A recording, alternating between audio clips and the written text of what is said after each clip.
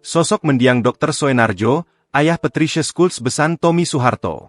Mendiang ayah disjoki Patricia Schulz, atau DJ Patricia Schulz disorot, usai putrinya resmi dinikahi Dharma Mangkuluhur anak Tommy Soeharto. Ayah Patricia bernama Dr. Soenardjo Hadi yang telah berpulang pada 2014 silam. Dr. Soenardjo Hadi dikenal sebagai dokter yang berdedikasi dan intelektual yang sangat dihormati. Dr. Soenardjo seorang pengusaha yang mewariskan bakmi ke putrinya. Selain seorang DJ, Patricia kini mempunyai usaha kuliner. Ia mengelola bakmi Apo, usaha legendaris keluarga yang sudah ada sejak 1960. Nama, Apo, sendiri berarti nenek dalam bahasa Cina.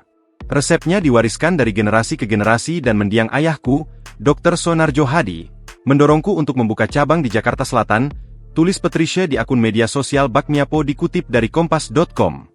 Hal ini membuktikan bahwa sang ayah adalah sosok yang rendah hati dan mengajarkan anak-anaknya untuk tidak hanya mengandalkan popularitas. Sementara ibu Patricia berasal dari Jerman.